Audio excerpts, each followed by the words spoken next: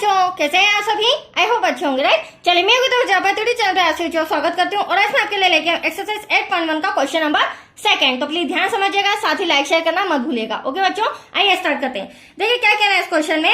आकृति 8.13 में मतलब कि हमें इस सम के अंदर ड्रॉ दिया गया है, आकृति दी गई है।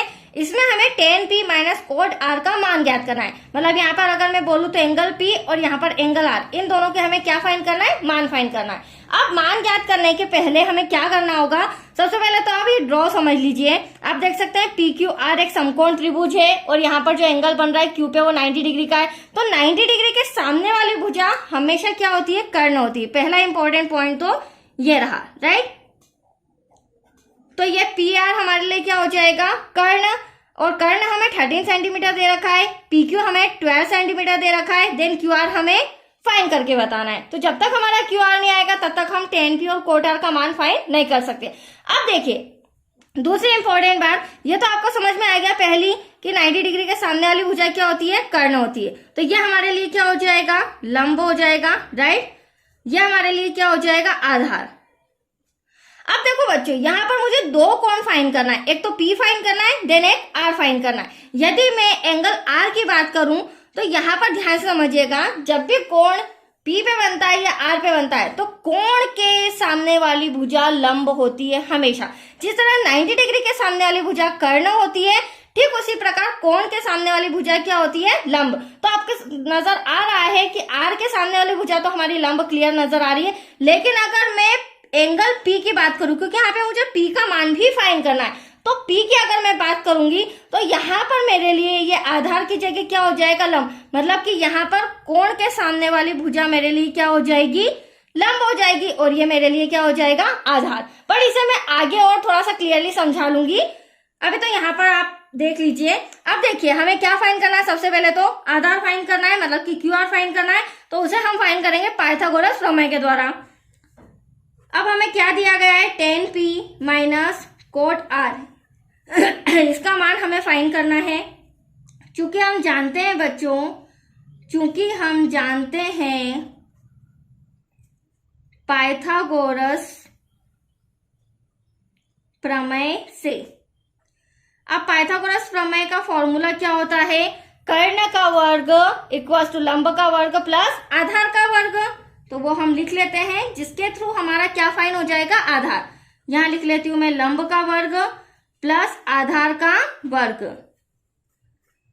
अब देखिए बच्चों, कर्ण में मुझे दे रखा है PR का वर्ग, लंब मेरे पास है PQ और आधार है हमारा QR।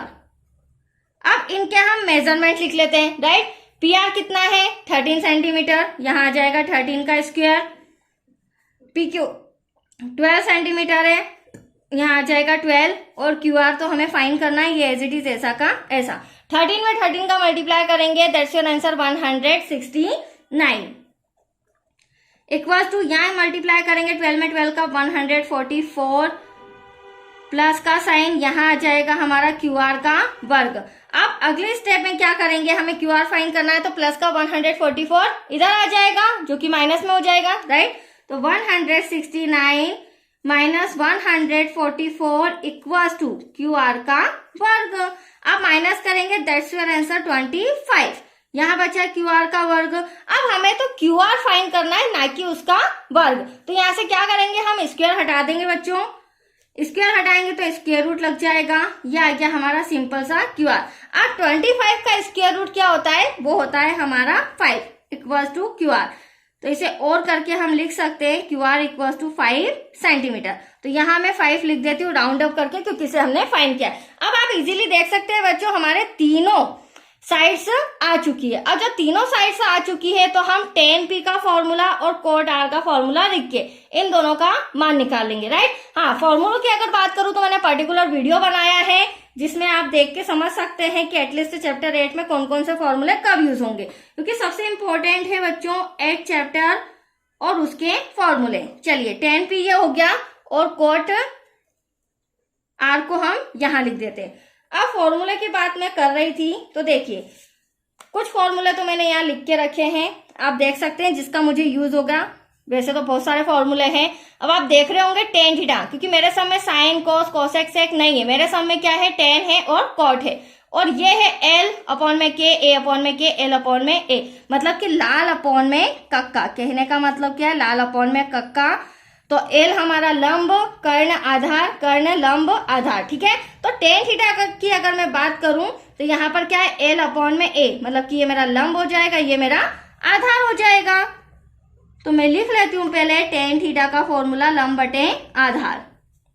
फिर कॉट थीटा की बात करूं वो इसका अपोजिट होता है, तो वो हो जाएगा आधार बटे लंब। तो यहां लिख लेते हैं आधार डिवाइड में लंब। यहां तक कोई डाउट?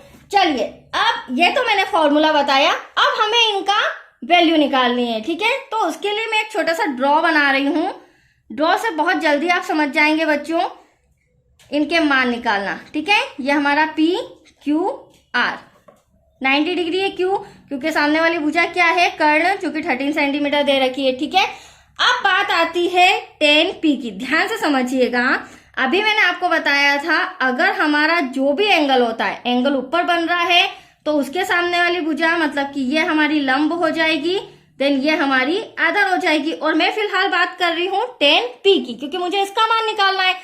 अब दूसरी इंपॉर्टेंट बात, यहाँ पर बच्चे मिस्टेक क्या करते हैं, जो मैंने लंब अगर चेंज किया और आधार अगर चेंज किया तो बच्चे इनका मेजरमेंट भी चेंज कर लेते हैं। बट आपको मेजरमेंट चेंज नहीं करना, ये इंपॉर्टेंट पॉइंट था। मेजरमेंट मतलब कि जो 5 है वो यहीं रहेगा और जो 12 है वो वहीं रहेगा, ठीक है। तो हमने क्या चेंज किया, ओनली ऑन इनकी साइड चेंज की। ये लंब हो गया, अब लंब कितना है 5 सेंटीमीटर, ये 5 हो गया। आधार कितना है 12 सेंटीमीटर, ये हो गया 12। कोई डाउट यहाँ पे? ठीक ऐसे ही अब हम कोट आर को निकालेंगे। तो आप देख सकते हैं अब बारी आती है एंगल आर की।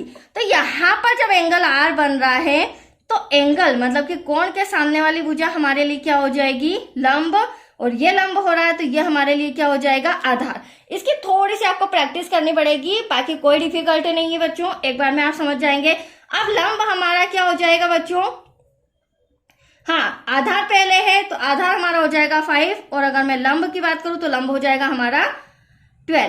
तो ये रहा कोट आर का मान और ये रहा 10p का मान, दोनों के मान आपके सामने आ गए हैं। अब इन दोनों को हमें क्या करना है, माइनस करना है। तो चलिए यहाँ पर हम माइनस कर लेते हैं, तभी हमारा आंसर आएगा। 10p का भी मान हमने फाइंड कर लिया है और कोट आर का भी मान हमने फाइंड कर लिया है। तो 10p का मान हमारा आ रहा है 5/12 लेस देन कोट आर का भी मान आपके सामने मैंने फाइंड किया, तो कितना आ रहा है बच्चों 5/12। अब आप देख सकते हैं आंसर आपके सामने ही बच्चों, ये पूरा प्लस का है, ये पूरा माइनस का है, तो प्लस माइनस एटलीस्ट कैंसिल हो जाएगा, देन दैट्स योर आंसर 0। तो 10p में से जब कोट आर को हम माइनस करेंगे तो हमारे पास उसका मान क्या बचेगा 0, आंसर क्या आएगा 0। तो आइए आपको समझ में, बहुत ही अच्छा सम था। थोड़ा सा प्रैक्टिस करनी पड़ेगी, सबसे इंपॉर्टेंट पॉइंट फॉर्मूले समझने पड़ेंगे बच्चों, उसके बाद आप इस चैप्टर को इजीली समझ लेंगे। ओके, थैंक यू बच्चों।